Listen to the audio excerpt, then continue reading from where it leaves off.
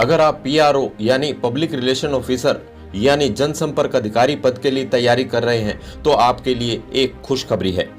यह तो आपको पता ही होगा कि आरपीएससी यानी राजस्थान लोक सेवा आयोग द्वारा 28 फरवरी को जनसंपर्क अधिकारी के 6 पदों पर भर्ती की सूचना जारी की गई है।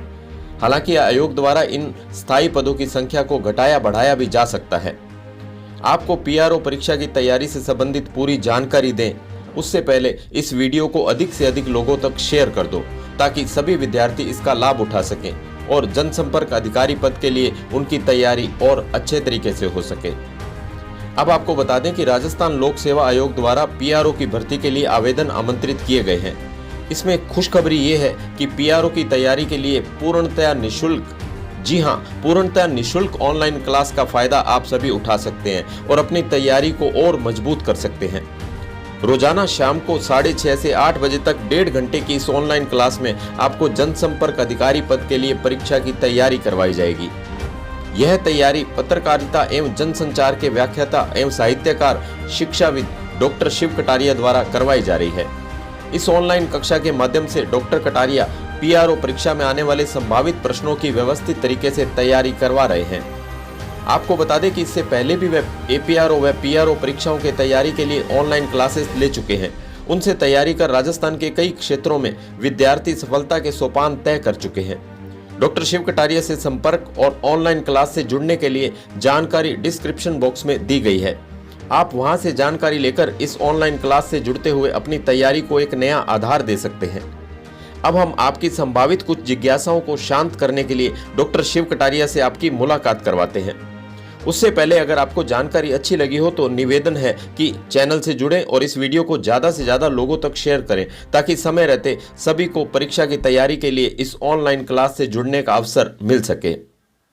जी सर, आप इतने वर्षों से बच्चों को ऑफलाइन व ऑनलाइन शिक्षा प्रदान कर रहे हैं, क्या कहना चाहेंगे? मोटे तौर पे ये तो आत्मसंतुष्टि की बात है। अब जिस दौर से हम गुजरे हमने ये सारी चीज़ें फेस की हैं। बहुत सारे बच्चे ऐसे हैं जो फीस पे नहीं कर सकते, उनको ज़रूरत रहती है, उन्हें कोई गाइडेंस की ज़रूरत रहती है, तो उन्हें कोई बताने वाला होना चाहिए। तो ये चीज़ें हमने अपने जीवन में महसूस की तो आज उसी से प्रेरणा मिली और यही वजह है कि आज निःशुल्क कोचिंग देने का प्रयास हम लोग करते हैं। आप द्वारा किस विषय पर शिक्षा बच्चों को प्रदान की जा रही है? स्पेशली तो पत्रकारिता का ही मुख्य विषय है। उसके अलावा मोटिवेशनल लेक्चर्स जगह जगह होते हैं। हम लोग जाते हैं, फील्ड के अंदर भी जाते हैं, गांवों में भी जाते हैं, अलग अलग स्टेट्स में भी जाते हैं। तो बहुत सारी जगह हैं जहां अवसर मिलता है। शिक्षा के माध्यम से प्रयास किया जाता है कि लोगों में अच्छा संदेश दिया जाए, अच्छा मैसेज पास किया जाए, युवा पीढ़ी को अच्छा रास्ता दिखाया जाए।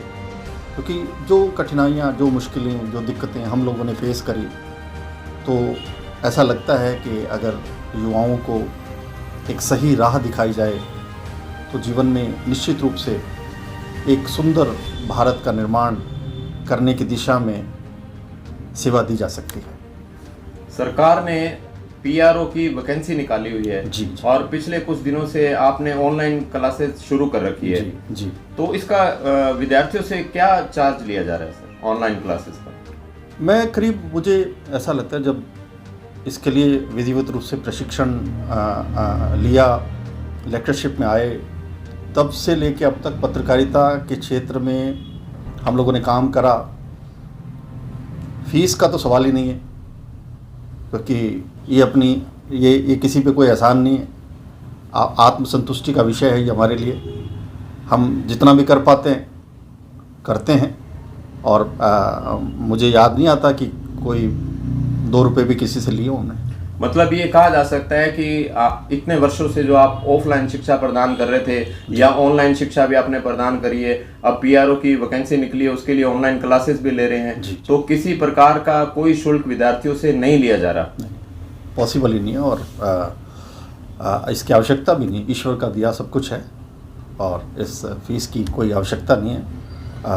निःशुल्क तैयारी APRO का एग्ज़ाम था, PRO का एग्ज़ाम था, बैचलर ऑफ जर्नलिज्म की बात है, मास्टर ऑफ जर्नलिज्म की बात है। तो ये सारी डिग्रियों में जितना भी इतने सालों में तैयारी करवाई है, तो कभी कोई पैसा लेने का पॉसिबल ही नहीं है हमारे लिए, लेना नहीं चाहते हम लोग। आप द्वारा पत्रकारिता की शिक्षा पाकर कितने लोग सफलता की सीढ़ियां चढ़ पाए हैं अब तक? देखिए, ये गिनना तो थोड़ा सा मुश्किल काम है, लेकिन मैं सिर्फ मोटे तौर पे ये कह सकता हूँ कि सैकड़ों विद्यार्थी पढ़ाए हैं, जिनमें 2 गोल्ड मेडल भी हमारे गंगानगर में आए हैं। और इसके अलावा कुछ ऑफिसर भी बने हैं हमारे विद्यार्थी, जो डिफरेंट क्षेत्रों में नाम कमा रहे हैं, अपना रोज़गार जिनको मिल चुका है, आत्मनिर्भर बन चुके हैं। तो ये हमारे लिए आत्मसंतुष्टि का विषय है। नेकी कर दरिया में डाल, ऐसा विद्वान समझा गए हैं, गुणी लोग समझा गए हैं। तो हम भी कोशिश कर रहे हैं उसी राह पे चला जाए। सर, एक हटकर सवाल ये है कि आज की इस भागदौड़ भरी जिंदगी में किसी के पास भी इतना वक्त नहीं है कि अपना कीमती वक्त किसी को दे पाए, और आप ऐसा नेक कार्य कर रहे हैं, तो इसके पीछे क्या कारण है? कारण क्या हो सकता है? स्वयं को एक संतुष्टि का भाव प्राप्त होता है अपने जीवन में। किसी कवि ने कहा भी है कि कर्म करो तो फल मिलता है, आज नहीं तो कल मिलता है। जितना गहरा अधिक हो कुआं, उतना मीठा जल मिलता है। और जीवन के हर कठिन प्रश्न का जीवन से ही हल मिलता है। तो मुझे ऐसा लगता है कि आप अपना काम करो, और कोई है जो आपको भी देख रहा है ऊपर बैठा हुआ। और किसी ने शायद कहीं लिखा था, मैंने किसी ऑफिस में पढ़ा था कि be alert, you are being watched by the camera of God.